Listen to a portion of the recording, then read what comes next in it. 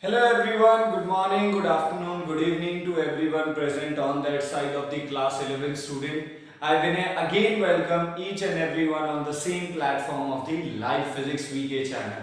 As you all know that we were dealing on our chapter named as the laws of motion, and we are dealing in the laws of motion part number 2. Means we were dealing were in a friction. But recently means in the previous lecture we entered into the one of the most important and the other type of the motion, and which was the circular motion. तो अब तक हम लोगों ने हमेशा linear motion पे सबसे ज्यादा फोकस किया. We always discuss whenever a body moves either in one dimension or either in two dimension, तो हमारा फोकस था उसके स्ट्रेट लाइन के ऊपर. बट अब हमारा फोकस स्ट्रेट लाइन से हटके दूसरे टाइप के मोशन पे आ चुका है, and that type of motion is circular motion.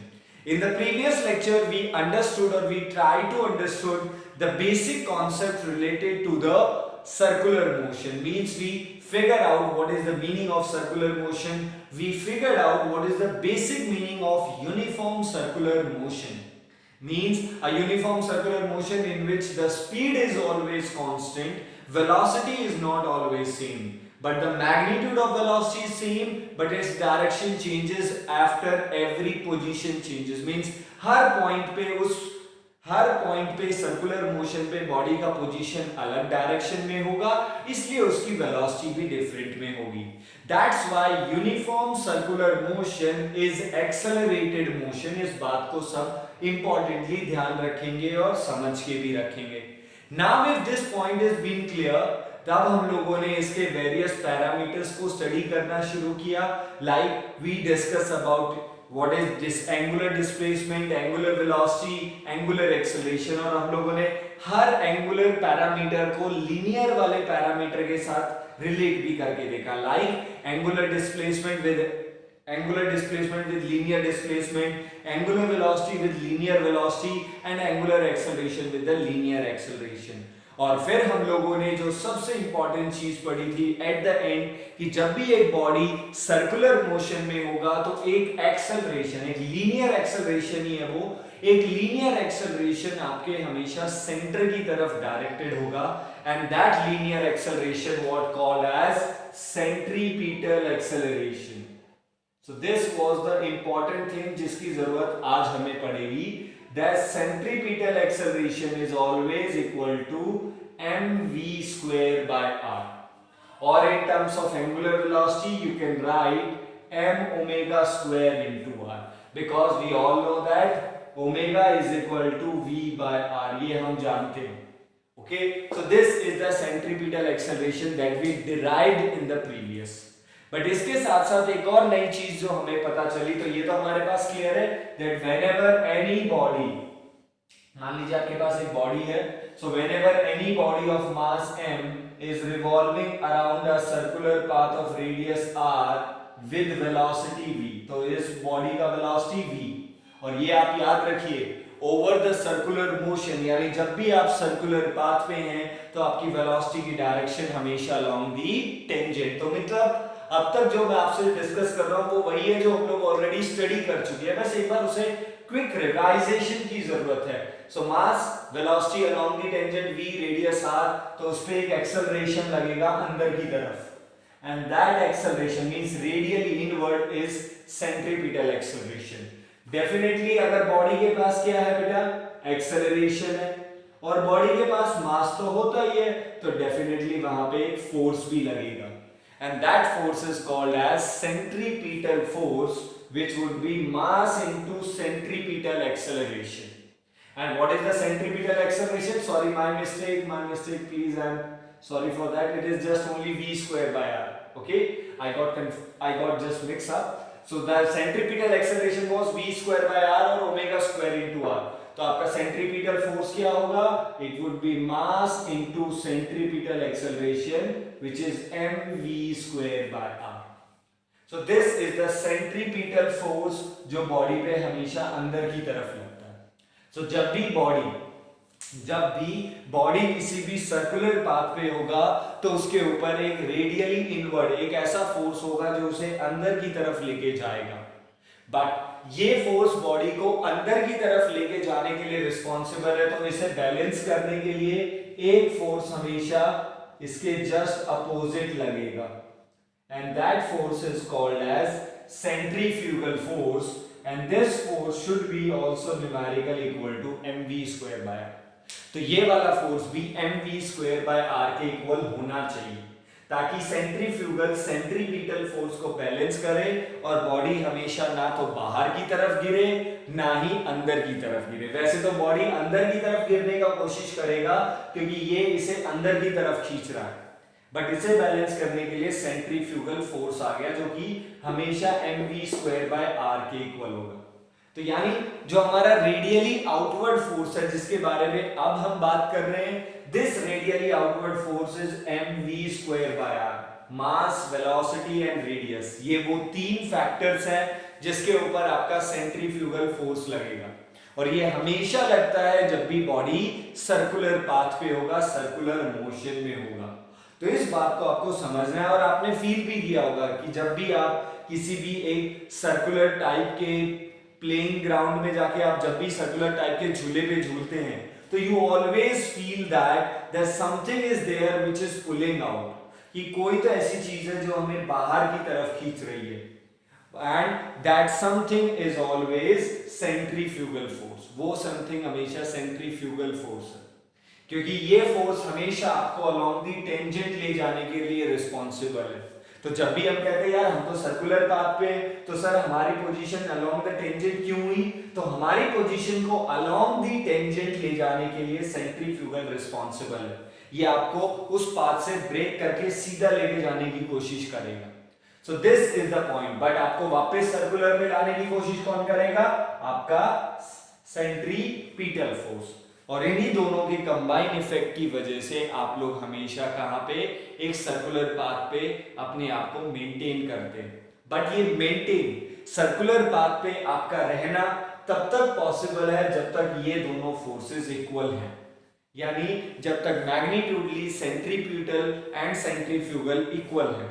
जैसे ही इन दोनों में से कोई भी अनइक्वल हुआ, मतलब कोई भी एक्स्ट्रा हुआ, अगर सेंट्रीपिटल ज्यादा हुआ और सेंट्रीफ्यूगल कम है तो आप अंदर की तरफ गिरेंगे, और अगर सेंट्रीफ्यूगल ज्यादा हुआ और सेंट्रीपिटल कम पड़ा तो आप बाहर की तरफ गिरेंगे। वो अब हम लोग वेरियस केसेस में देखेंगे कि अंदर की तरफ कौन लग रहा है, बाहर की तरफ। बट बाहर की तरफ ये तो फिक्स है। अब अंदर की तरफ के लिए हम लोग देखेंगे, and since we have studied the circular motion, so now we are going to study two types of the circular motion. आज हम लोग दो टाइप के सर्कुलर मोशंस को स्टडी करेंगे और उन्हें एनालाइज करेंगे। तो दीज आर द बेसिक जो आपको क्लियर होने चाहिए। सो let's start with the two types of the circular motion. देखो अब तक तो सर्कुलर मोशन था, यूनिफॉर्म भी था, तो एक बात तो आपको क्लियर रखना है कि अब हमारा मोशन सर्कुलर तो है और यूनिफॉर्म भी है। अब उसकी पोजीशन को लेके दो टाइप्स और आ जाते हैं। तो पहले मोशन को लेके क्लासिफिकेशन दो था सर्कुलर मोशन का। So on the basis of motion these are being classified into two category, uniform circular motion and non uniform। अब पहली बात, हमें हमेशा यूनिफॉर्म में ही रहना है, नॉन यूनिफॉर्म को भी डील नहीं करेंगे। अब बात आई कि सर्कुलर मोशन को आप घुमा कैसे रहे, यानी आप बॉडी को जिस तरीके से रोटेट कर रहे हैं, आप बॉडी को जिस तरीके से आप घुमा रहे हैं, तो आपका रोटेशन और आपका घुमाने का तरीका क्या है, this is the thing which matters. So presently अभी के लिए जिस चीज पे मैं आपसे बात करूं, तो उस चीज को अभी हम लोग देख लेते हैं। तो everyone check this out. So now the point is that, so I have this data cable present in front of me, मेरे पास अभी के लिए यही अवेलेबल था, तो इसी से मैं आपको एक बेस्ट आइडिया देके आता हूं। तो imagine that my hand is a fix point, ये मेरा जो हाथ है ये मेरा फिक्स पॉइंट है, okay. So this is my fix edge, जिससे मैंने एक स्ट्रिंग, एक धागे को बांध दिया।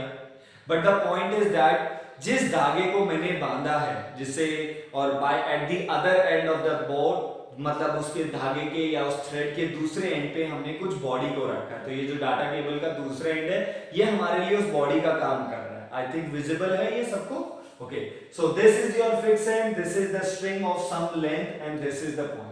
अब सबसे पहले जिस भी स्ट्रिंग के साथ, क्योंकि हम अब इसे घुमाने जा रहे हैं, so this is going to obey the circular path, तो इस स्ट्रिंग के बारे में मैं कुछ चीजें हैं जो पहले ही क्लियर कर देता हूं।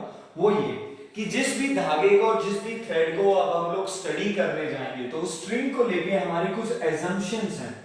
मैं मोशन आपको पढ़ाऊंगा बट कुछ चीजें मैं पहले ही क्लियर कर देना चाहता हूं। So we have some assumptions while considering that string. Assumption number 1 that string should be massless. यानी अगर हम ये कहते हैं कि हमने स्ट्रिंग के एंड पे 2 kg का बॉडी लगाया है, so we connected the 2 kg body, तो हम लोग इस बॉडी का मास लेंगे 2 kg, डेफिनेटली वेट भी होगा वो इस 2 kg के अकॉर्डिंग लगेगा 2g। हम इस स्ट्रिंग का मास को कंसीडर नहीं करेंगे। That means the mass of the thread, mass of the string, वो हमेशा बॉडी के मास के कंपैरिजन में वेरी स्मॉल है and hence why it should be neglected. तो ड्यूरिंग द होल मोशन, जो भी हम अभी स्टडी करने जाएंगे, पूरे मोशन के दौरान मास of the string should be neglected रहेगा, यानी हम स्ट्रिंग को मासलेस मान के चलेंगे। assumption number 1 and most importantly assumption number 2 is non elastic, okay, या फिर आप बोल सकते हो इन एक्सटेंसिबल।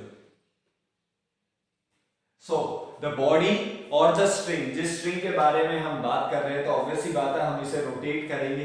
तो अभी हम देखेंगे कि जब ये सर्कुलर पाथ पे होगा तो कोई ना कोई फोर्स होगा जो इसे बाहर की तरफ खींचने की कोशिश करेगा बॉडी को, बट बॉडी फिक्स पॉइंट से कनेक्टेड है बाय यूजिंग दी स्ट्रिंग। अब अगर सेंट्रीफ्यूगल फोर्स इसे बाहर की तरफ खींच रहा है और ये पॉइंट मेरा फिक्स है, तो डेफिनेटली स्ट्रिंग के अंदर एक खिंचाव आएगा, definitely there would be a tension in the string.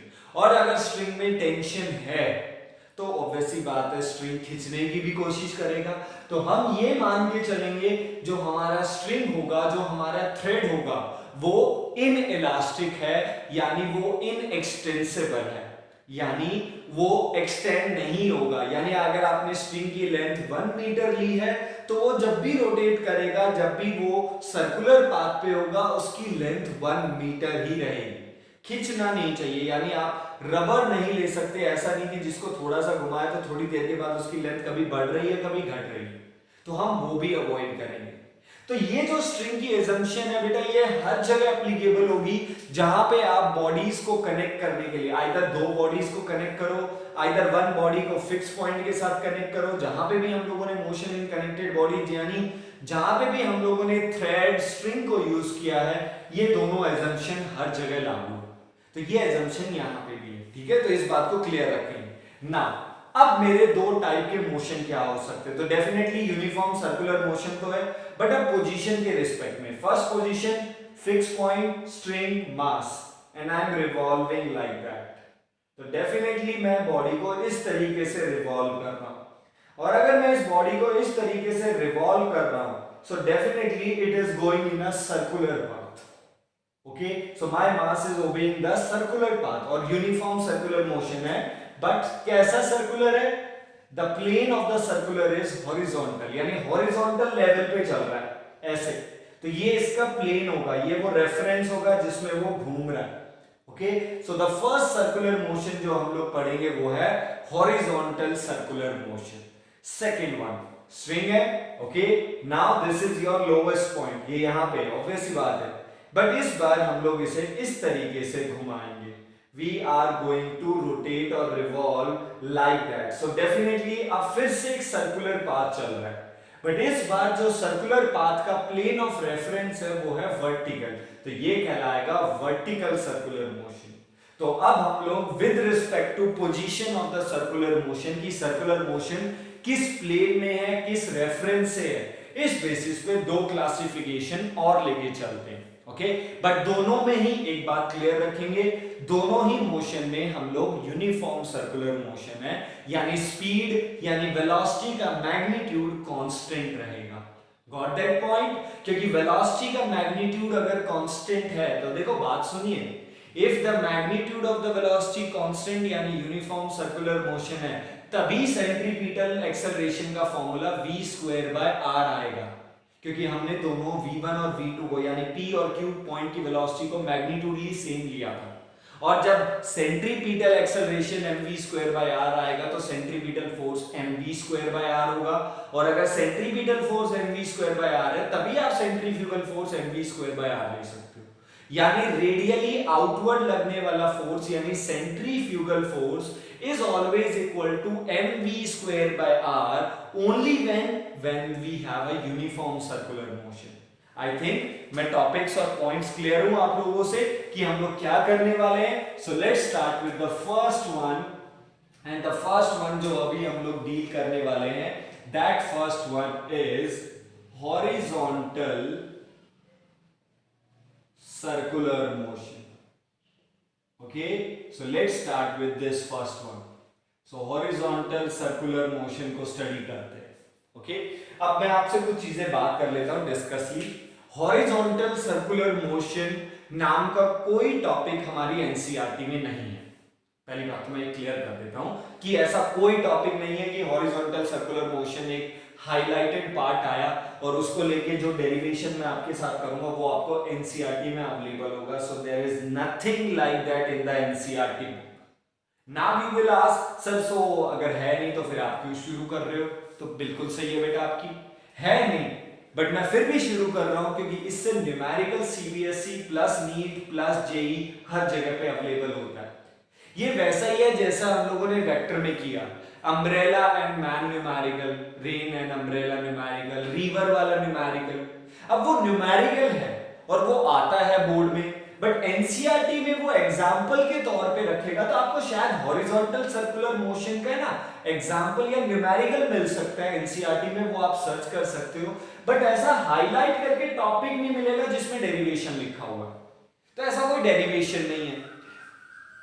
Secondly NCERT, secondly अगर मैं दूसरी रेफरेंस बुक्स को अगर रेफर करूं जैसे एसएल या फिर किसी और के साथ चले जाए मॉडर्न ईबीसी, तो उनमें आपको हॉरिजॉन्टल सर्कुलर मोशन का भी डेरिवेशन नहीं मिलेगा। यानी दिस डेरिवेशन जो हम लोग बनाने वाले हैं वो अपने आने वाले न्यूमेरिकल्स के लिए एक फ्रेम बना रहे हैं ताकि हम लोग आसानी करें। तो ना ये एसएल में है ना एनसीईआरटी में, बट आप ये ना समझो सिलेबस में नहीं है, यहां आप फंस जाएंगे।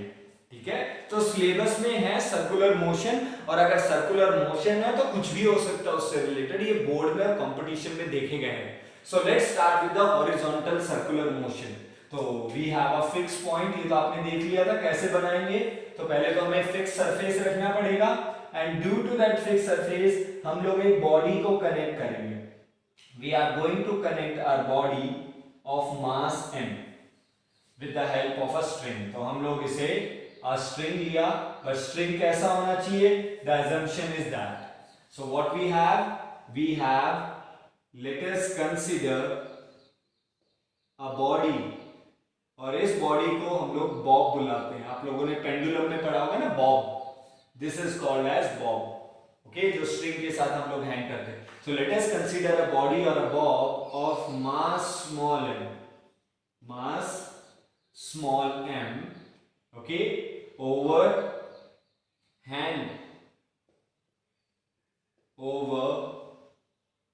a fixed surface के साथ हैंग किया विद स्ट्रिंग की हेल्प से आप लोगों ने हैंग की।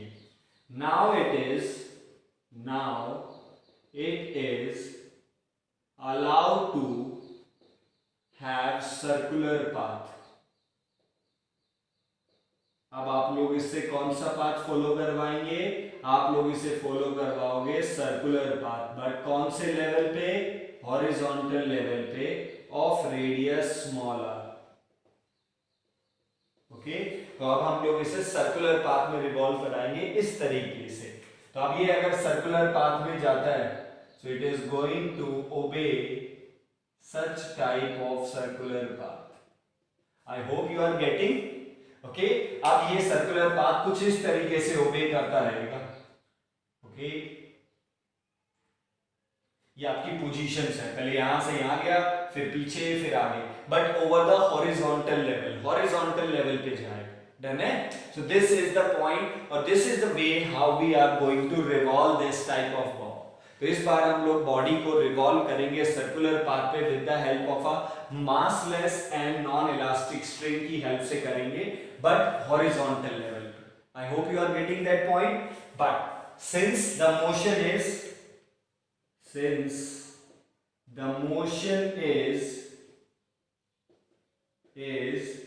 यूनिफॉर्म सर्कुलर मोशन,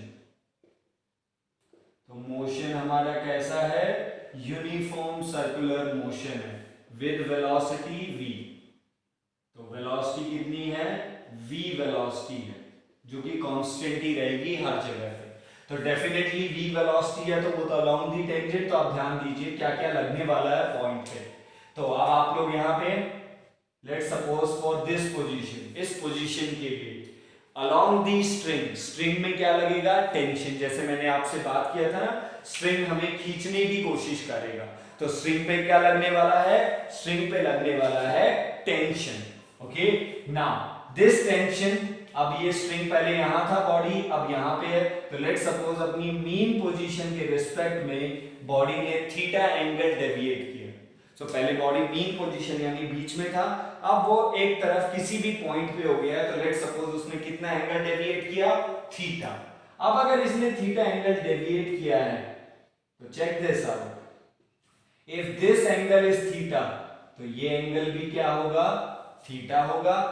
ओके, क्योंकि दोनों लाइंस, अगर मैं यहां से भी एक वर्टिकल लाइन बना देता हूं, और ये भी वर्टिकल ही था पहले स्टार्टिंग में, और अगर ये पहले भी वर्टिकल था तो दोनों लाइंस पैरेलल हैं, तो अगर ये एंगल थीटा है तो ये भी theta, means both are alternate interior angle. और अगर ऐसा है तो हम इस टेंशन के दो कंपोनेंट तोड़ सकते हैं, t cos theta and t sin theta. Okay, along the side, जिस तरफ थीटा होता है उस तरफ cos कंपोनेंट आएगा, यानी हम लोगों ने जो स्ट्रिंग में लगने वाला टेंशन है उसके दो कंपोनेंट तोड़ दिए, t cos theta and t sin theta. Now body है तो बॉडी का डेफिनेटली वेट तो होगा, और बॉडी का वेट किस तरफ लगेगा, नीचे की तरफ, mg। Okay, now this is the explanation, और आप बोल सकते हो free body diagram of the body. Body के हमने फोर्सेस को ब्रेक कर दिए, तो टेंशन लग रहा था, बट अगर मान लीजिए वो किसी भी रिस्पेक्टिव पोजीशन पे है, वहां पे वो थीटा एंगल बना रहा है, तो अगर वो थीटा एंगल बना रहा है तो ये भी एंगल थीटा होगा, अल्टरनेट इंटीरियर। तो हम टेंशन के दो कंपोनेंट ब्रेक कर सकते हैं, और बॉडी का नीचे क्या लगने वाला है, वेट लगने वाला है। ओके, तो दीज आर द पॉइंट जो आप लोगों को यहां से समझने। तो ऊपर t cos थीटा mg, अंदर की तरफ क्या लग रहा है, क्योंकि देखो अगर आप देखें यहाँ पे तो t sin थीटा अंदर की तरफ लगता हुआ दिखाई दे रहा है, यानी सेंटर की तरफ है। तो यानी ये जो t sin थीटा है ये हमारे लिए किसका काम करेगा, ये हमारे लिए सेंट्रीपिटल फोर्स का काम करेगा, because it is acting radially inward. तो डेफिनेटली इसको बैलेंस करना है, क्योंकि हमें अंदर नहीं गिरना है। We do not want that कि हमारा बॉडी अंदर की तरफ गिरे, हम चाहते हैं कि हमारी बॉडी इस सर्कुलर पाथ पे रिवॉल्व करती रहे।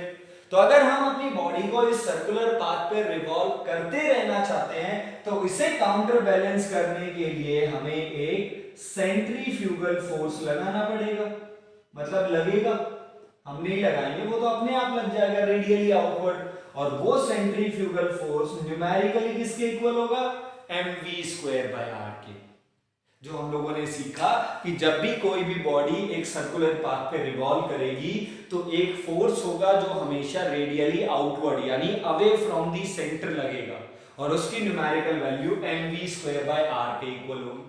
तो अब आप चेकआउट कर सकते हैं। तो thus since string is under the tension T, तो स्ट्रिंग पे टेंशन कितना लग रहा है, T, which can be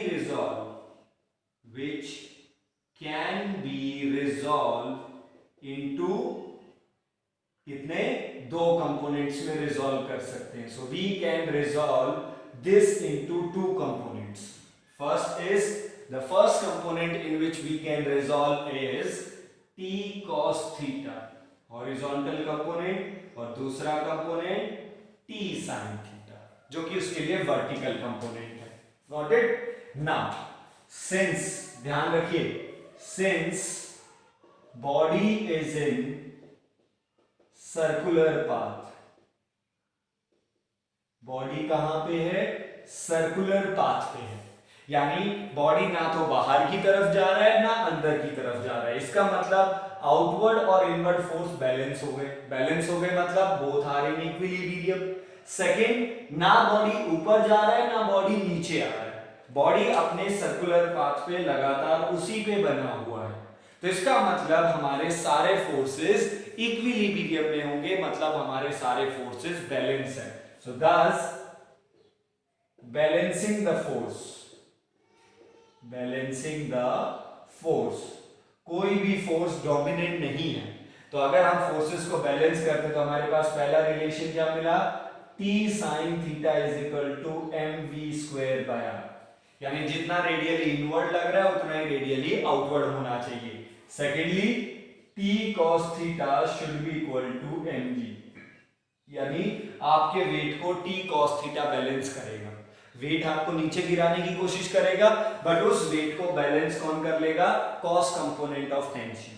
okay, mv²/r यानी सेंट्रीफ्यूगल फोर्स आपको बाहर ले जाने की कोशिश करेगा, तो उसे बैलेंस कर लेगा वो सेंट्रीपिटल फोर्स, यानी टेंशन का वो हिस्सा जो अंदर की तरफ लगेगा, वो है T sin theta.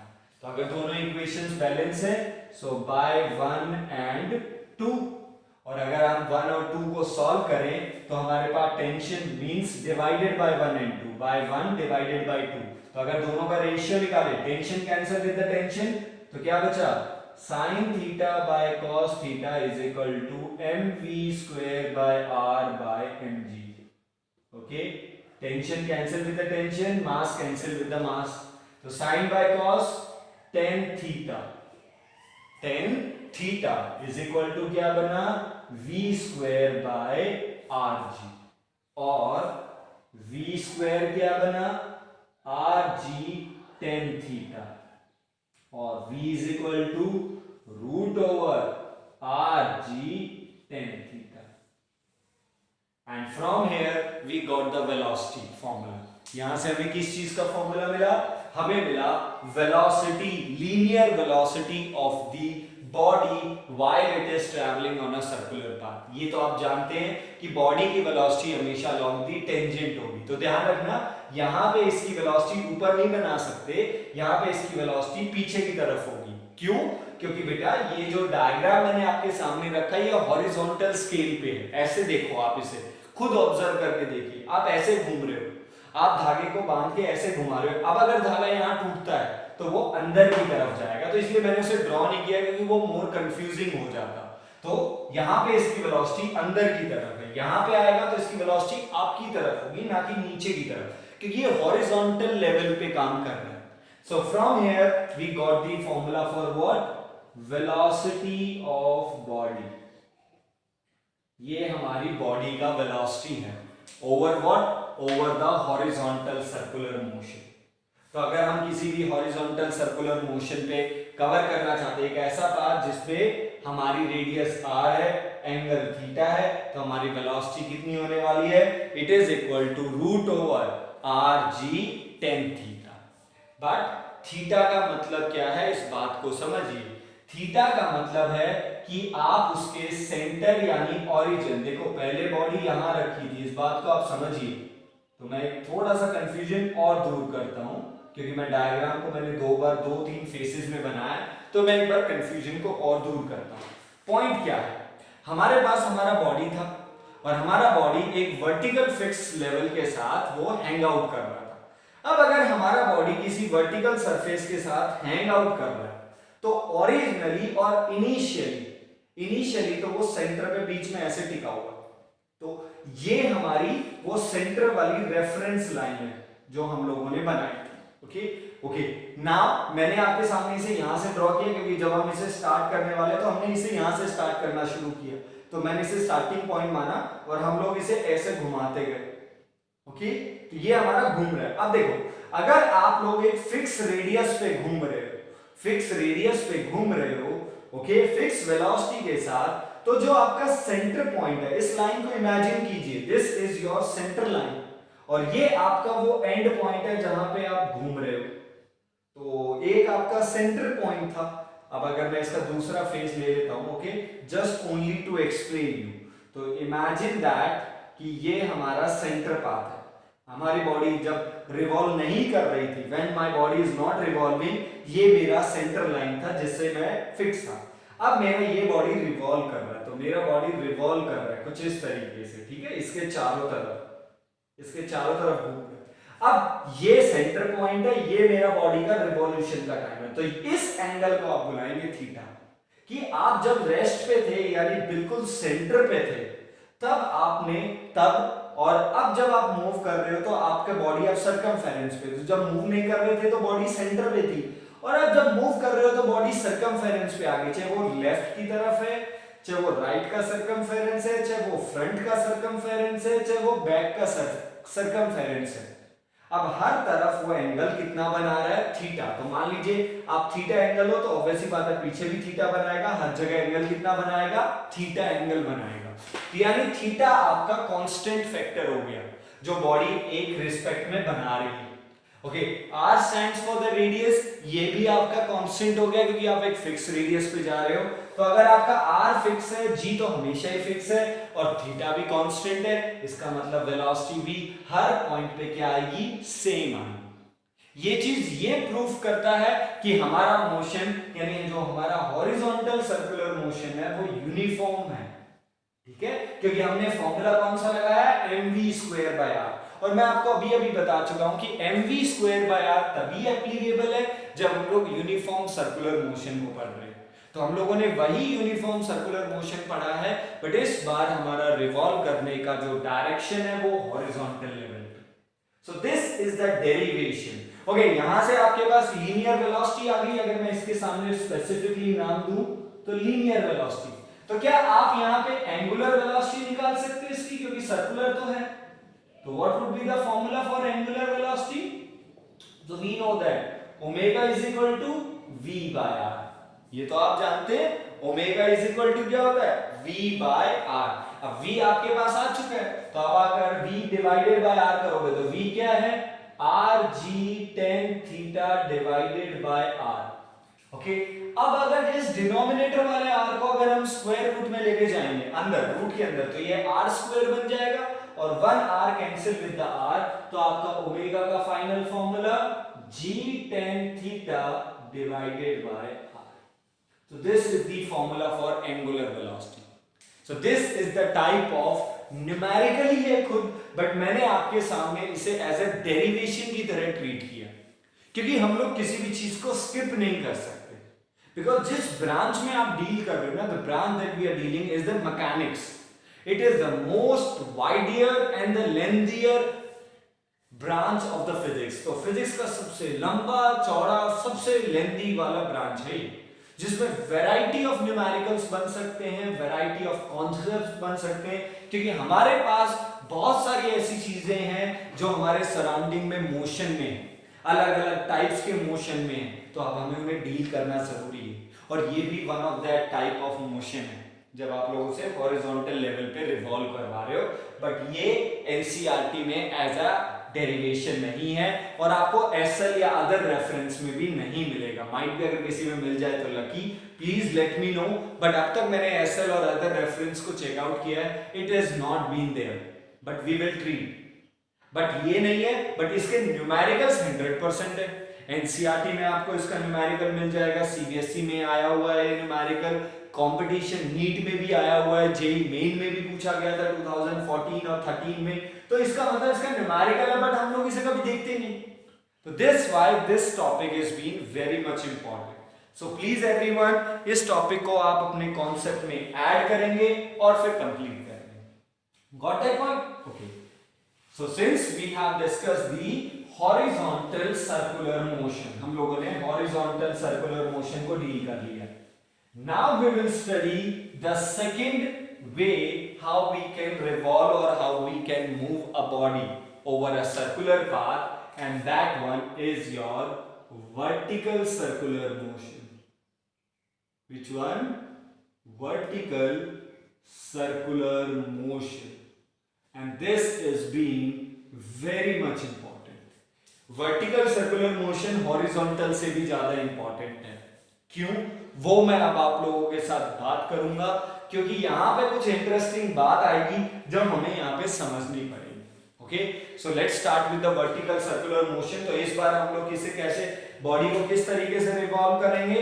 Now this time we are going to revolve the body in this manner. तो इस बात को आप याद रखेंगे, ये आपका सेंटर पॉइंट है और इस बार आप लोग इस तरीके से रिवॉल्व कर रहे हो। ओके, हाँ, हॉरिजॉन्टल और वर्टिकल में अगर आप मुझसे बेसिक डिफरेंस पूछो वो तो है, ऑब्वियसली बात है सर वो हॉरिजॉन्टल लेवल पे है, ये वर्टिकल पे है, बट एक और ऐसा पैरामीटर है, फिजिकल पैरामीटर है जो दोनों में डिफरेंस देता है। इन हॉरिजॉन्टल लेट सपोज आपका स्ट्रिंग का लेंथ है 10 सेंटीमीटर, स्ट्रिंग का लेंथ 10 सेंटीमीटर और आप इसे ऐसे रिवॉल्व कर रहे हो, तो गारंटी नहीं है, it has not been necessary कि जिस लेंथ का स्ट्रिंग है उसका सर्कुलर पाथ का रेडियस उतना हो, क्योंकि रेडियस तो यहां पे मिलेगा और ये लेंथ का स्ट्रिंग है। तो हॉरिजॉन्टल में ये नेसेसरी नहीं है कि लेंथ ऑफ स्ट्रिंग आर के हमेशा इक्वल ही हो, इक्वल भी हो सकता है, क्या पता 10 सेंटीमीटर का और आप लोग उसका जो एरिया जो उसका रेडियस ले रहे हो वो भी 10 सेंटीमीटर ले रहे हो, बट जरूरी नहीं है। But on the other side vertical, starting से क्लियर करके चलता हूं, तो लेंथ का स्ट्रिंग है 10 सेंटीमीटर। अब बताइए एक सर्कुलर पाथ रिवॉल्व कर रहा है वर्टिकल, तो अगर वर्टिकल सर्कुलर पाथ रिवॉल्व कर रहा है तो सर्कुलर पाथ का जो स्ट्रिंग का लेंथ होगा, अगर मैं आपको, सिंस हमारा बोर्ड वर्टिकल है तो इसमें ज्यादा अच्छे से समझ में आता है, तो अगर मैं इसको एज अ फिक्स करूं यहां पे, ठीक है, तो ये मेरा फिक्स पॉइंट है सेंटर, ये मेरा बॉडी का मास है। तो ऑब्वियसली बात है अगर मैं इसे स्टार्टिंग में लेफ्ट कर देता हूं, if I left this body initially, तो ऑब्वियसली बात है बॉडी कहां पे हैंग होने वाली है, बॉडी नीचे की तरफ लटकेगा। तो चलिए बॉडी को वही काम कर लेते हैं, ये हमारा सेंटर पॉइंट, फिक्स पॉइंट, और हम लोगों ने एक body with the mass m with the string L length की स्ट्रिंग के साथ उसे हैंग कर दिया, ठीक है। तो डेफिनेटली अगर ऐसा करेंगे तो यही होने वाला है ना। चलिए इसे रिवॉल्व करना शुरू कीजिए। तो कैसे रिवॉल्व करेंगे, definitely we have to give some push, हमें कोई ना कोई से क्या देना पड़ेगा, एक पुश देना पड़ेगा हमें। और अगर हमें इस बॉडी को कुछ ना कुछ पुश करना है, if we are going to push it little bit, अगर हम इसे पुश करने जाएंगे तो डेफिनेटली हमें बॉडी को कोई ना कोई इनिशियल वेलोसिटी देनी पड़ेगी, और वो भी किस डायरेक्शन में, दैट डिपेंड कि आप लोग इसे कैसे रिवॉल्व करना चाहते हैं, whether you want to revolve it in anti clockwise direction और whether you want to revolve in a clockwise direction. तो चलिए मैं इसे एंटी क्लॉकवाइज लेना चाहता हूं, तो अगर मैं इसे एंटी क्लॉकवाइज रिवॉल्व करवाना चाहता हूं तो मुझे स्टार्टिंग में एक वेलोसिटी देनी पड़ेगी, किस तरफ, राइट हैंड साइड की तरफ। So I have to give some velocity, initial velocity towards the right hand side. तो लो जी दे दिया हमने, so we have given some initial velocity u towards the right hand side। चलिए शुरुआत करें। तो I have given some velocity और मैंने कुछ velocity दी और this body is going like that, ये बॉडी कुछ इस तरीके से रिवॉल्व कर रहा है, ठीक है, और फिर ये इस तरफ आएगा, अगर हम इसे फिक्स पॉइंट करके रिवॉल्व करें तो ये यहाँ पे रिवॉल्व करेगा। So how is the my path is going to be, मेरा पाथ कैसे होने वाला है, my path is going to be like that। I'm trying to have the circular face,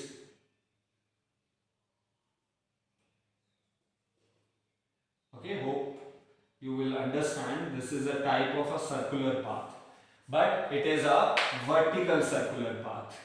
तो definitely जब हम लोग इस vertical circular path पे जाएंगे, so what would be the radius, the radius of the circular path would be exactly equal to the length of the string, यानी string का जो लेंथ होगा, जितना लेंथ का हमारा स्ट्रिंग होगा, हमारा रेडियस भी उतना ही होने वाला है।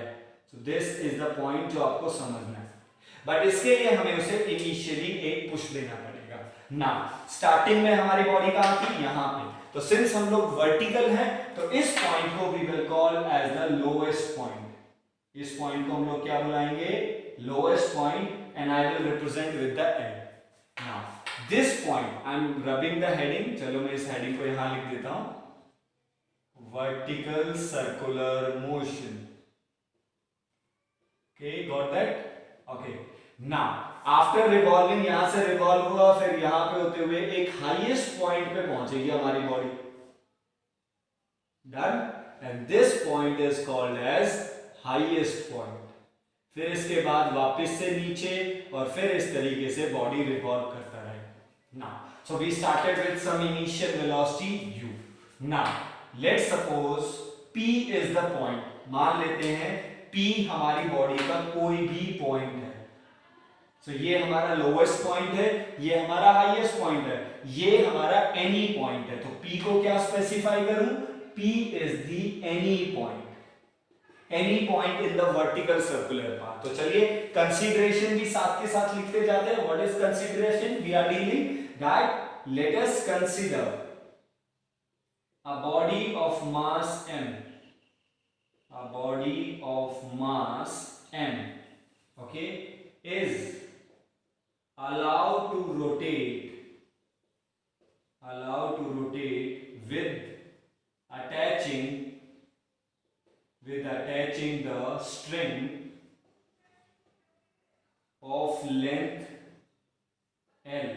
तो हम लोगों ने उसे L लेंथ की स्ट्रिंग के साथ अटैच कर दिया है, and it is allowed to rotate in what?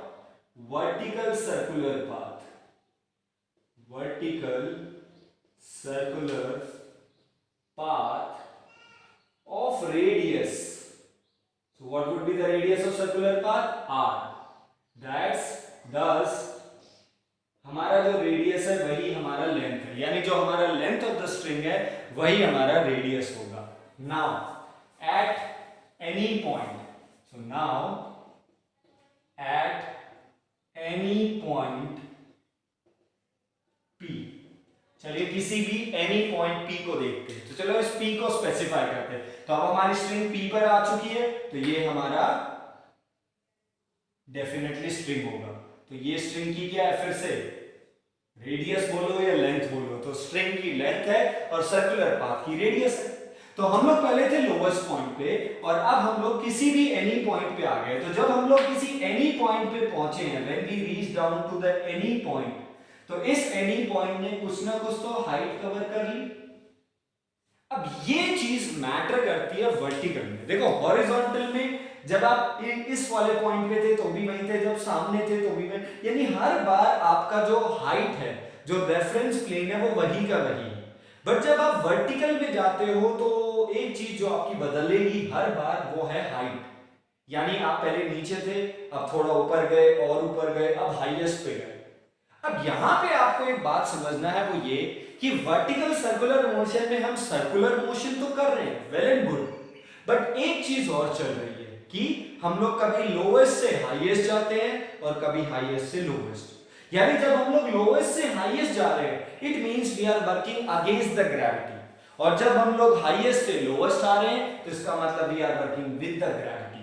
तो इसका मतलब अगर कोई बॉडी अगेंस्ट द ग्रेविटी काम करता है तो उसके लिए acceleration due to gravity negative जाएगा, यानी बॉडी ऊपर जाएगी तो उसकी वेलोसिटी डिक्रीज होती जाएगी, और जब बॉडी नीचे आएगी तो उसकी वेलोसिटी इंक्रीज होती जाएगी.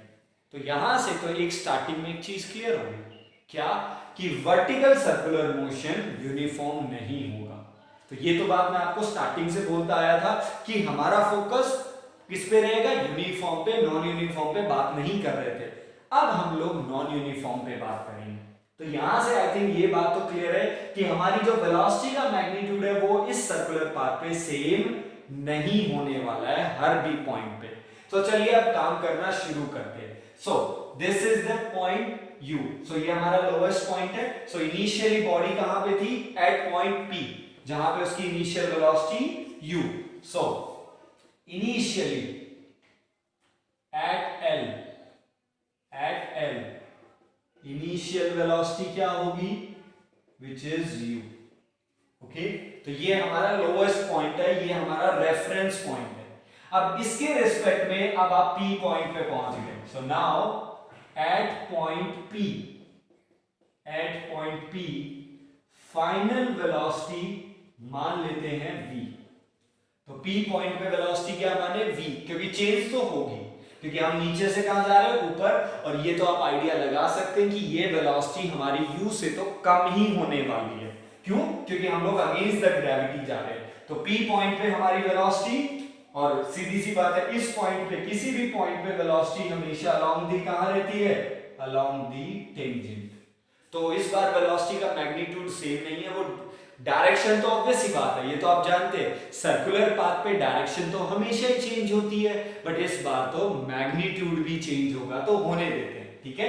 बट जब आप L से P गए, लोएस्ट पॉइंट से P पॉइंट गए, तो आप लोगों ने H हाइट कवर की। सो H is the vertical height covered by you. Vertical distance कितना किया? H। हॉरिजॉन्टल डिस्टेंस ये कवर किया, बट वर्टिकल डिस्टेंस कितना किया? H।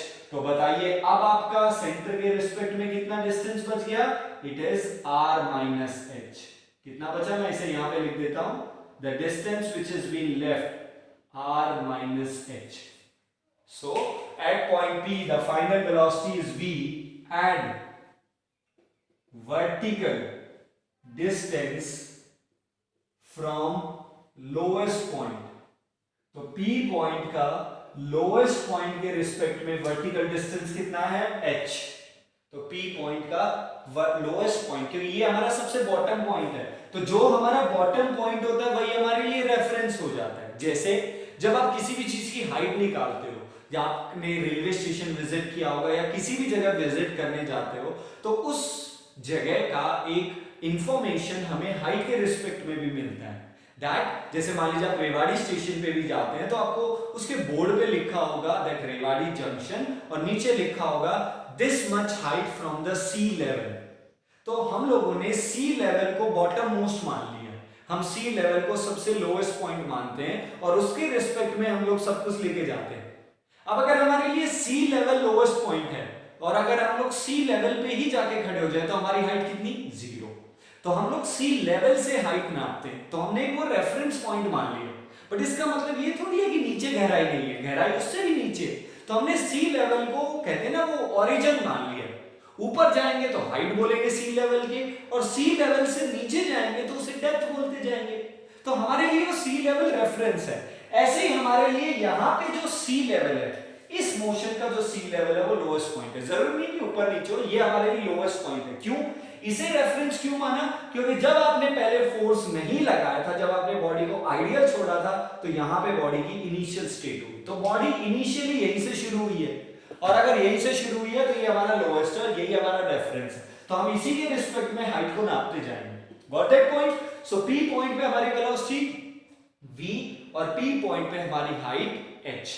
तो अब थोड़ा बहुत काम कर लेते हैं। वो ये क्या, टेंशन तो लगेगा ही लगेगा, तो डेफिनेटली यहाँ पे टेंशन है। तो पहले हम लोवेस्ट पॉइंट पे थे, अब हम P पॉइंट पे आ गए। तो जब हम लोग पहले लोवेस्ट पॉइंट पे थे, यानी हमारा बॉडी नीचे की तरफ था यहाँ पे, और अब हम लोग यहाँ पे आ गए, तो डेफिनेटली पहले हम लोग यहाँ थे, अब हमारी बॉडी यहाँ पे आ चुकी है, तो बॉडी ने कुछ ना कुछ एंगल कवर किया होगा। सो दस theta is the angle cover. So at P point P, angle cover at center। तो सेंटर पे आप लोगों ने कितना एंगल कवर किया? थीटा। हम P का डाटा लिख रहे हैं पहले। ओके, L का डाटा तो सिंपल है, लोएस्ट पॉइंट पे इनिशियल वेलोसिटी u। तो लोएस्ट पॉइंट पे कोई हाइट बता सकता है? What is the height eight lowest point? ये सवाल वही है, what is the height at the sea level? Sea level पे हाइट कितना? 0। तो लोएस्ट पॉइंट पे हाइट 0, मतलब लोएस्ट पॉइंट ही खुद ही वो सबसे लोएस्ट वाला पॉइंट है। अब हम लोग P पॉइंट पे पहुंचे, यानी एनी पॉइंट, वो पॉइंट। तो हम लोग जो फॉर्मूले, जो अभी एक्सप्रेशंस निकाले जाएंगे, वो किसी भी पॉइंट के लिए होंगे। बाद में कंडीशन बनाएंगे कि लोएस्ट पे है, मिड में है, हाईएस्ट पे है, वो बाद में केस बना सकते हैं। तो अभी हम लोग एट एनी पॉइंट है, तो एनी पॉइंट की हाइट h, एनी पॉइंट की वेलोसिटी v, और एनी पॉइंट ने एंगल कितना बनाया? थीटा। तो अब सब एक बार यहाँ पे ध्यान देंगे, बॉडी का नीचे की तरफ क्या लगेगा? डेफिनेटली बॉडी के पास मास है, तो मास है तो नीचे क्या लगने वाला है? वेट। तो डेफिनेटली पहले भी बॉडी का वेट नीचे ही लग रहा था, और अभी भी नीचे ही लगेगा। तो आप सब एक बार यहाँ पे ध्यान देंगे। तो अगर बॉडी का वेट यहाँ लग रहा है, तो ये आपका वेट का पहले वाला लाइन है, ओके, ये हमारा दूसरा वर्टिकल लाइन है। तो ये दोनों लाइन आपस में कैसी हुई? पैरेलल। और अगर ये दोनों लाइन आपस में पैरेलल है, ये वेट की और इस वाले वेट की, या इस वाली एक्सिस की, अगर ये दोनों पैरेलल हैं, तो ये जो टेंशन वाली लाइन है, ये ट्रांसवर्स का काम कर रही है। क्लियर और not? It is behaving like a transverse. तो टू पैरेलल लाइन और ये ट्रांसवर्स है, तो अगर ये एंगल थीटा है, तो ये एंगल भी थीटा होगा, करस्पॉन्डिंग एंगल। ओके इस बार हमने करस्पॉन्डिंग की प्रॉपर्टी लगाई है, हॉरिजॉन्टल में अल्टरनेट का कॉन्सेप्ट लगाया था। तो यहां पे ये एंगल थीटा है तो ये एंगल भी थीटा, और अगर ऐसा है तो इस थीटा से वेट के दो कंपोनेंट तोड़ेंगे, mg cos थीटा और इधर क्या लगेगा mg sin थीटा। डन। तो mg cos थीटा जो कि सेंटर से अवे जा रहा है, सो mg cos theta is away from centre. और बट जब भी आप सर्कुलर पाथ पे होते हो तो एक और फोर्स होता है जो अवे फ्रॉम सेंटर लगता है, वो कौन सा है, centrifugal force which is numerically equal to mv²/r। तो यानी जब हमारी बॉडी किसी भी p पॉइंट पे पहुंची तो उस p पॉइंट पे हमारी वेलोसिटी अलोंग द टेंजेंट इस तरफ, क्यों, क्योंकि हमारा फ्लो करने का डायरेक्शन इधर ही है, हमारी बॉडी का जो मूवमेंट करने का डायरेक्शन है वो इधर ही है, एंटी क्लॉकवाइज है, तो वेलोसिटी उधर जा रही है।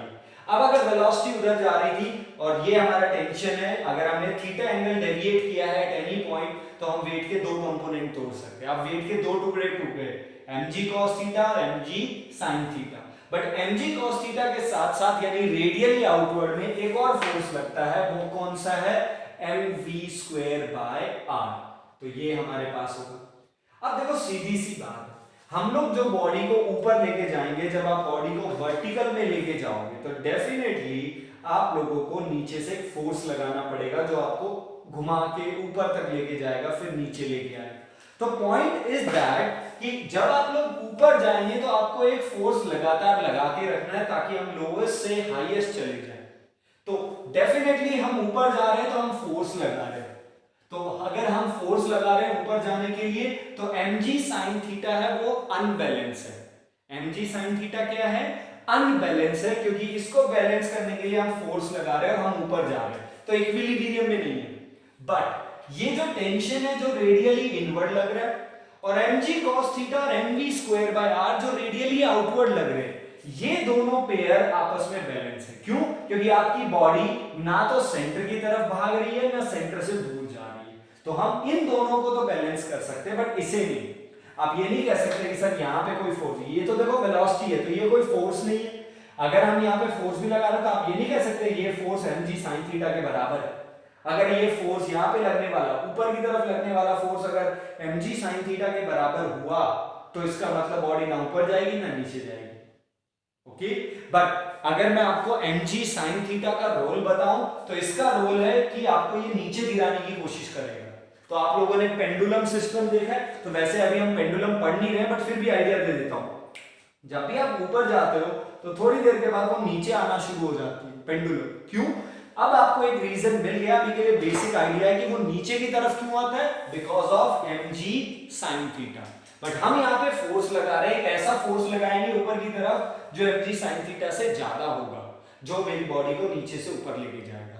बट जो बैलेंस है वही हम लोग यहाँ पे पढ़ेंगे, और वो है रेडियली इनवर्ड और रेडियली आउटवर्ड। बट उससे पहले P पॉइंट की वेलोसिटी निकाल लेते हैं। तो हमारा पहला topic, that first topic is velocity at any point. किसी भी पॉइंट पे हमारी वेलोसिटी क्या होगी। तो चलिए, हमारी बॉडी पहले L पे थी, अब P पे गई, तो सिंस अगेंस्ट द ग्रेविटी जा रहे, तो by applying equations of motion, equation of motion लगाते हैं, वो भी कौन सा, v² minus u² is equal to 2as। तो P पॉइंट पे हमारी फाइनल वेलोसिटी v², L से शुरू किया था तो L पॉइंट पे हमारी इनिशियल वेलोसिटी u², 2, L से कहां जा रहे हैं, P जा रहे हैं, यानी वर्टिकल अपवर्ड। ओके, हमारा पाथ कहीं ना कहीं कर्व है, वो सही बात है, बट हम वर्टिकल डिस्टेंस को भी तो कवर कर रहे हैं। तो ऑन द सेम टाइम जब आप कर्व पाथ पे चल रहे हो, साइमल्टेनियसली आप वर्टिकली अप भी जा रहे हो, और अगर आप वर्टिकल अप जा रहे हो तो हमारा जो एक्सेलरेशन है वो क्या होगा बेटा, नेगेटिव g। क्लियर है वो पॉइंट, क्योंकि हम ऊपर जा रहे थे, और जब हमारा एक्सेलरेशन नेगेटिव g है, s मींस डिस्प्लेसमेंट, हम वर्टिकल मोशन पे बढ़ रहे हैं, वर्टिकल अपवर्ड मोशन, वर्टिकल ऊपर जाने वाले मोशन की तरफ हमारा ध्यान है, बस केवल कर्व होके वो जा रहा वो नहीं। जैसे हम लोग क्या कहते हैं प्रोजेक्टाइल मोशन में करते हैं ना, एक एक करके मोशन को पढ़ते हैं, तो अब हम लोग केवल पहले वर्टिकल मोशन को देख रहे हैं। ओके, तो वर्टिकल मोशन में हमें पता चला हमारी इनिशियल वेलोसिटी u है, फाइनल वेलोसिटी v थी। हम लोगों ने एक्सेलरेशन अगेंस्ट द ग्रेविटी काम कर रहे तो -g, और डिस्प्लेसमेंट कितना किया l से p, वर्टिकल डिस्प्लेसमेंट, वर्टिकल कितना h, तो h हाइट आप ऊपर भी गए हैं, तो इसका मतलब हमारा v स्क्वायर क्या बना, u square minus 2gh v square, और v is equal to under root u square minus 2gh। Clear है? So this is the velocity at any point.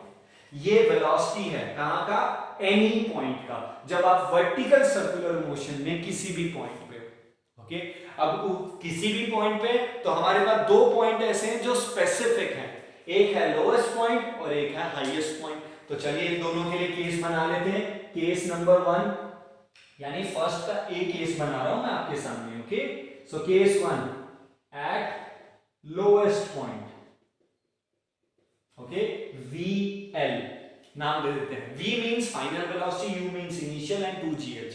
तो बताइए लोएस्ट पॉइंट पे कौन सी ऐसी चीज है जो बदल रही है, तो जब आप लोएस्ट से हाईएस्ट जा रहे हो तो वेलोसिटी तो बदल ही रही है, वो तो हम निकालेंगे ही, बट एक और फैक्टर है जो बदल रहा है, वो क्या है, हाइट।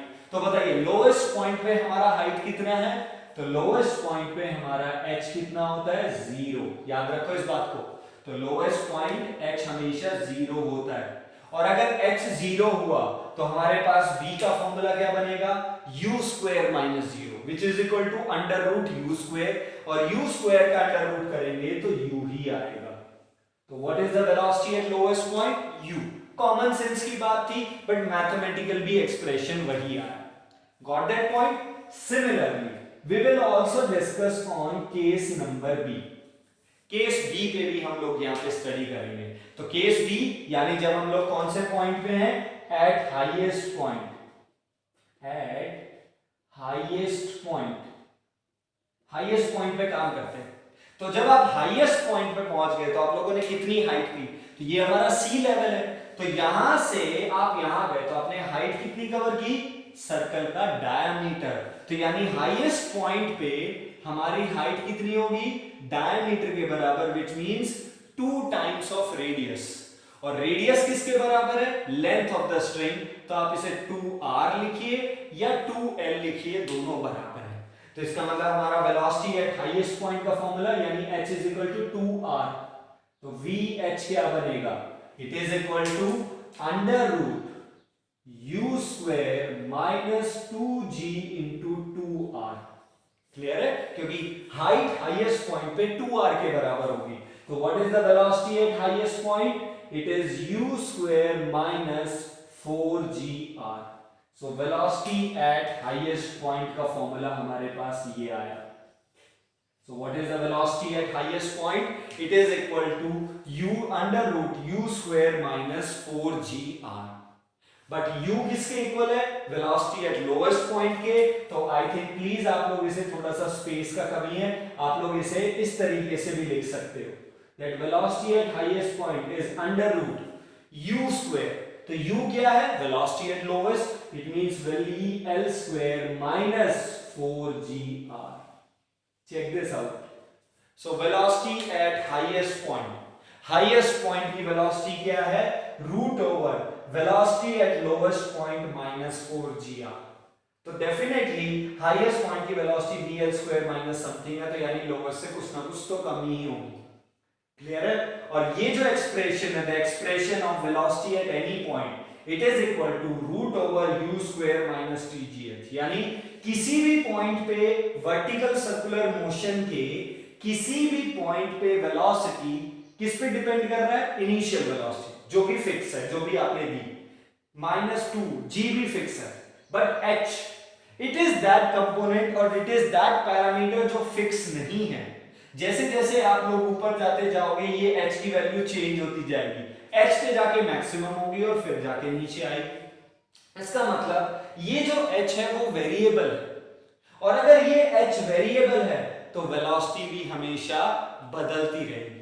यानी इस बार velocity of body on a vertical circular motion हर बार डायरेक्शन वाइज तो देखो बदलती है, बट इस बार यहां से ये दिख रहा है कि हमारी जो वेलोसिटी है वो मैग्नीट्यूड वाइज भी बदलेगी। सो this is the point of vertical circular motion. तो हम लोगों ने यहां से क्या देखा, वर्टिकल सर्कुलर मोशन में हमने वेलोसिटी ऑफ बॉडी निकाली किसी भी पॉइंट पे, और उस किसी भी पॉइंट को दोनों स्पेसिफिक पॉइंट, क्योंकि ये दो स्पेसिफिक पॉइंट है। हाँ, अब आप निकाल सकते हैं। अगर आप ये बोलो नो सर मैं निकालना चाहता हूं जब मेरा बॉडी एग्जैक्ट यहां पे हो, बीच में हो, एग्जैक्ट मिड में हो, तो अगर आपका बॉडी एग्जैक्ट मिड में है तो इसका मतलब हाइट कितनी कवर की, आर के, तो एच को आर के इक्वल कर दो। अब आपकी चॉइस है कि आप अपनी बॉडी की वेलोसिटी वर्टिकल सर्कुलर मोशन में कहीं पर भी निकाल सकते, बट मैंने आपके सामने दो स्पेसिफिक पॉइंट रखे, lowest point, highest point. Lowest point पे वेलोसिटी u के बराबर रहेगी और हाईएस्ट पॉइंट पे velocity is equal to root over lowest की वेलोसिटी का स्क्वायर जो कि u के बराबर है नेगेटिव 4gr, क्योंकि यहां पे h 2r के बराबर है। Got that point? Okay, now if you understand this concept, और अगर आपको ये कॉन्सेप्ट समझ में आ गया तो अब हम लोग जो सेकंड पैरामीटर, जो अगला चीज निकालने जा रहे हैं, वो आसानी से आ जाएगा। तो वेलोसिटी निकाल ली कि भाई बॉडी किस वेलोसिटी से घूमेगी, तो हमने वेलोसिटी का जनरल फॉर्मूला निकाल दिया, तो अब हम कहीं पे भी निकाल सकते हैं। अब एक दूसरी चीज जो हमें यहां से वेलोसिटी को कैलकुलेट करना है, जो सॉरी बॉडी के बारे में कैलकुलेट करना है, वो है टेंशन। तो टेंशन और निकालते हैं, तो वो पॉइंट ध्यान रखेंगे। तो I think vertical circular motion का फर्स्ट पॉइंट क्लियर है। Okay, now we are going to the second point. अब मैं आपका please note it down, consideration and the parameter of the P point note कर लीजिए, क्योंकि अब मैं इसे रब कर रहा हूं, बिकॉज ऑल द थिंग जो मैंने यहाँ पे रिटर्न की है वो मैंने डायग्राम में इंडिकेट कर रखी है, तो हमारे डायग्राम में ये चीज अवेलेबल रहेगा। Now we are going to work on the second thing. तो चलिए अब हम दूसरी चीज पे काम करेंगे। And what is the second thing that we are going to study about the vertical is tension at any point. किसी भी पॉइंट पे टेंशन निकालते हैं, किसी भी पॉइंट पे। तो यानी यहां पे वो एनी पॉइंट कौन है, P, तो स्पेसिफिकली हमें P पे ही काम करना है। तो at P, okay, balancing radially inward and outward force, तो बॉडी के रेडियली इनवर्ड और आउटवर्ड फोर्स को चलो बैलेंस करना शुरू करते हैं कि हमारा जो फोर्स है वो रेडियली इनवर्ड और आउटवर्ड, क्योंकि ना तो बॉडी बाहर गिरेगा ना अंदर। हाँ, ऊपर जाएगा वो बात अलग है, फिर नीचे भी आएगा वो भी बात अलग है, बट ये दोनों की तरफ नहीं मूव करेगा। तो इसका मतलब ये दोनों फोर्सेस बैलेंस है। इसका मतलब T should be equal to what, mg cos theta plus mv square by r। Clear that point? ये क्लियर हुआ? तो हमारे पास टेंशन का हमें एक जनरल फॉर्मूला पहले ही मिल गया, क्या, mg cos theta plus mv square by r। But इसे थोड़ा सा मॉडिफाई करते हैं। चलिए, पहली चीज यहाँ पे cos theta, इस cos theta को देखेंगे everyone. So cos theta, check this out, this triangle, इस ट्रायंगल को देखना प्लीज। एक ट्रायंगल दिख रहा है, थीटा है, तो यहां से cos निकाले, तो cos क्या होता है, बेस बाय हाइपोटेन्यूज। तो हमारे लिए बेस का काम कौन कर रहा है इस ट्रायंगल में, राइट एंगल ट्रायंगल में, who is base, r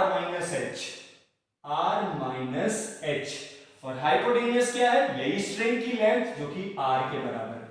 okay, here I am using the r as a radius, तो आप r की जगह l भी लिख सकते हो, ये बात स्टार्टिंग से क्लियर है। तो हमें cos थीटा मिल गया, क्या, r minus h by r। On the other side v stands for the velocity of p at any point, p is velocity of the body at any point, और इसका expression अभी अभी हम लोगों ने निकाला है, क्या, u square minus 2gh। ये हमारा जनरल फॉर्मूला है किसी भी पॉइंट का, क्योंकि हम लोग p पॉइंट पे पढ़ रहे हैं ना, तो दोनों वैल्यूज मिल गई है, रखिए यहां पे।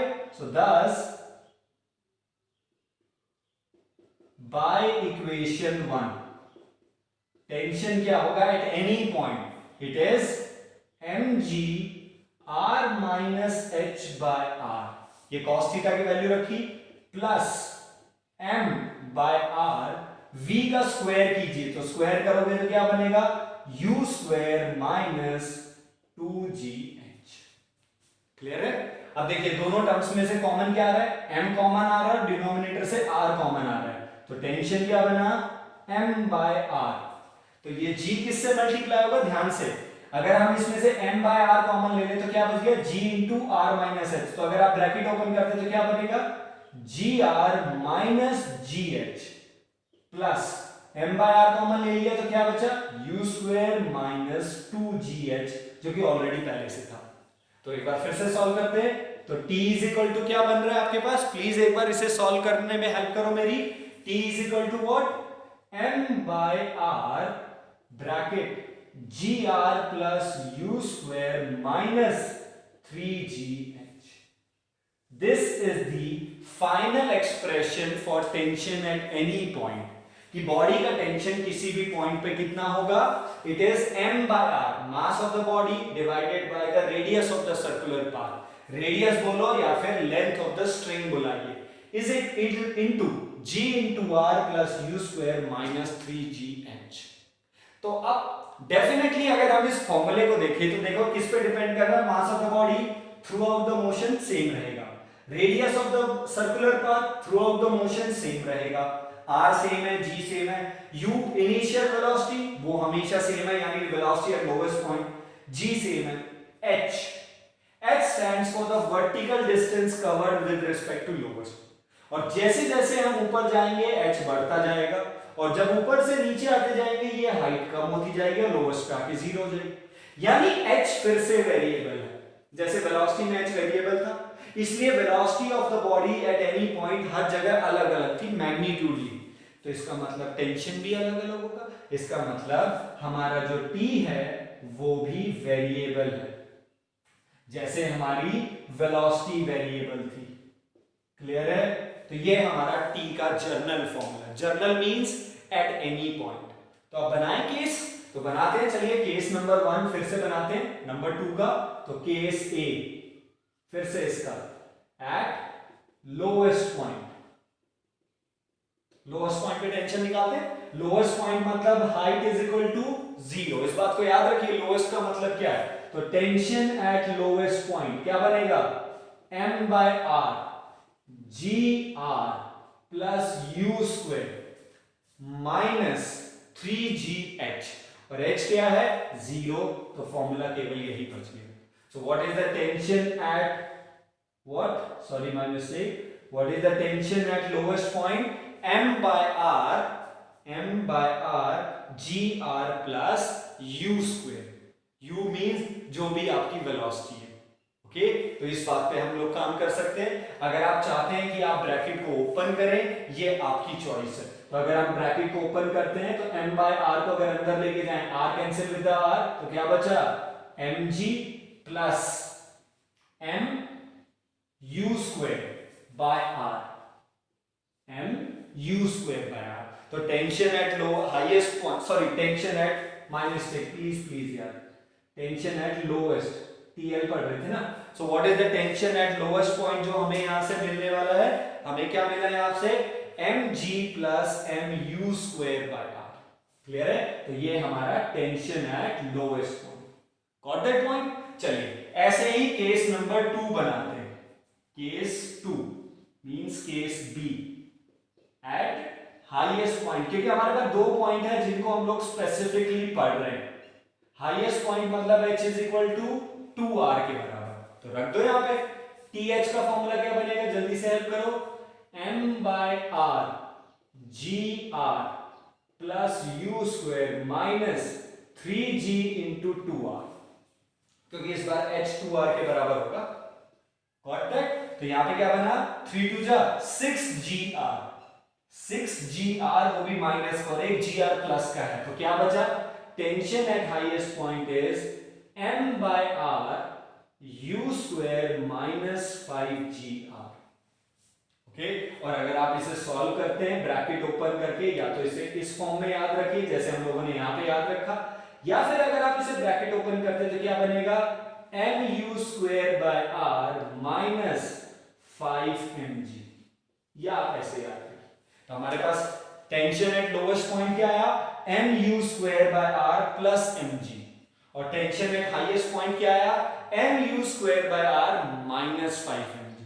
यानी दोनों पॉइंट पे टेंशन अलग अलग है। अब किसका ज्यादा है वो एक बार देख लो बस ओवरव्यू। यहां पे क्या है, mu square by r plus mg, तो mu square by r plus में mg, ये क्या है mu स्क्वायर बाय r जो कि सेम है बट माइनस 5 mg, तो इसमें प्लस mg हो रहा है और इसमें माइनस 5 mg हो रहा है, तो इसका मतलब टेंशन एट लोवेस्ट ग्रेटर है, सो दस tension eight lowest point is greater than tension at highest point. ये भी एक बहुत इंपॉर्टेंट कंक्लूजन है कि जब भी हम किसी भी बॉडी को वर्टिकल सर्कुलर मोशन में लेके जाते हैं तो लोएस्ट पॉइंट पे खिंचाव ज्यादा रहेगा as comparison to highest point. Got that point? But जब हॉरिजॉन्टल सर्कुलर मोशन था तो कोई प्रॉब्लम नहीं थी, क्यों? क्योंकि हमारा बॉडी हमेशा ग्राउंड के रिस्पेक्ट में एक ही हाइट पे चल रहा था, तो हर जगह वेलोसिटी सेम थी, वेलोसिटी सेम थी तो टेंशन मतलब उसमें सब कुछ सेम रहेगा, बट यहां पे नहीं हो रहा है। ओके, अब पता लगा लेते हैं कितना ज्यादा है, तो TL ज्यादा है, तो 10 TL माइनस TH। हेल्प करें एक बार, ये भी देख लेते हैं ना, TL ज्यादा है तो कितना ज्यादा है, जब दोनों की वैल्यू मालूम है तो सॉल्व करते हैं।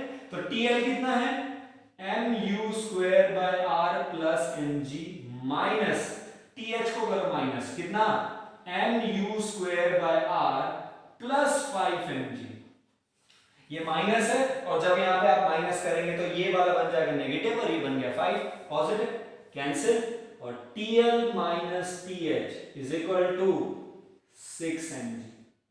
ये सबसे इंपॉर्टेंट रिलेशन क्या, what is the difference, what is the difference in the tension at the lowest point and the highest, यानी लोएस्ट पॉइंट का टेंशन हाईएस्ट से ज्यादा है, कितना ज्यादा है, 6 टाइम्स ऑफ mg, यानी वेट का 6 गुना ज्यादा होता है। And this is the most important thing जो आपको यहां पे समझनी है, that tension at lowest point हमेशा हाईएस्ट से ज्यादा होगा। So this is our second point जो हम लोगों ने यहां से सीखा, क्या, किसी भी पॉइंट पे टेंशन निकालना, फिर उसके दो possible cases, lowest and highest point. Now just only last thing, 2 minutes, I know ज्यादा हो गया बेटा, बट वही वाली बात है, सर्कुलर मोशन दोनों जगह एक ही साथ देखे तभी डिफरेंस समझ में आता है। एंड द लास्ट थिंग जो हम लोग देखेंगे वो ये, minimum velocity to move without slagging, to move without slacking, बिना स्लैकिंग के मूव करने के लिए हमें कितनी मिनिमम वेलोसिटी चाहिए। स्लैकिंग का मतलब जब आप किसी भी बॉडी को मूव कर रहे हो, when you are moving any body, तो ये विदाउट स्लैकिंग है। एक जैसे मैंने मूव किया छोड़ दिया, ये देखो एक झटके से गिरा, ये आप सर्कुलर पे गए, सर्कुलर गए और यहां से गिर गए, तो this is called as slagging. और अगर हम चाहते हैं कि हम स्लैगिंग ना हो तो इसके लिए thus for no slagging, no slacking क्या होना चाहिए, tension at highest point should be greater और इक्वल टू 0, यानी हाईएस्ट पॉइंट पे जो टेंशन लग रहा है वो पॉजिटिव होना चाहिए, पॉजिटिव मतलब वो टेंशन आपका बेस्ट होना चाहिए, पॉजिटिव। और अगर आपका टेंशन पॉजिटिव है तब आप लोग नीचे की तरफ एक झटके से नहीं गिरेंगे। और टेंशन एट हाईएस्ट पॉइंट जो भी हम लोग हमेशा स्टडी करते हैं वो ये आया था, यानी m जो भी हम लोग यहाँ पे डील कर रहे हैं वो क्या होना चाहिए, mu square by r minus 5 mg जो है वो ग्रेटर और इक्वल टू 0, यानी पॉजिटिव होना चाहिए वो। ओके, ये जो टेंशन एट हाईएस्ट पॉइंट है, क्योंकि वो हाईएस्ट पॉइंट उसे नीचे गिराने की कोशिश करेगा, तो ये जो टेंशन एट हाईएस्ट पॉइंट है वो 0 से ज्यादा होना चाहिए, तो यानी mu square by r should be greater और इक्वल टू 5 mg, m से m, और u square should be greater or equal to 5gr और u should be greater or equal to 5gr। यानी अगर हम चाहते हैं कि हमारी बॉडी कंप्लीटली सर्कुलर पाथ पे एकदम से मूव करती रहे, तो हमारा जो u है, u stands for initial velocity और the velocity at lowest point, वो √5gr से ज्यादा होना चाहिए, उससे ज्यादा। तो हमारी मिनिमम वेलोसिटी क्या होनी चाहिए, so minimum velocity u minimum should be 5gr, वो भी रूट का, ये हमारी मिनिमम इनिशियल वेलोसिटी होनी चाहिए, this should be our minimum velocity. और यही हमारी वेलोसिटी एट लोएस्ट पॉइंट है। So velocity at lowest point कम से कम कितनी होनी चाहिए? √5gr। क्लियर है? अब ऐसे ही आप वेलोसिटी एट हाईएस्ट पॉइंट भी निकाल सकते हो। वेलोसिटी एट हाईएस्ट पॉइंट, तो अभी अभी हम लोगों ने एक केस बनाया था जिसमें हम लोगों ने वेलोसिटी एट हाईएस्ट पॉइंट बनाया था। तो at minimum velocity at lowest point, तो लोएस्ट पॉइंट पे कम से कम इतनी वेलोसिटी चाहिए अगर आप इसे कंप्लीट वर्टिकल सर्कुलर चाहते हो। Similarly minimum velocity at highest point, तो ये तो हमें मालूम है हाईएस्ट पॉइंट की वेलोसिटी जो अभी हम लोग डिराइव करके गए थे, VH इज इक्वल टू क्या आया था हमारे पास? VH is equal to VL square minus 4GR आया था हमारे पास।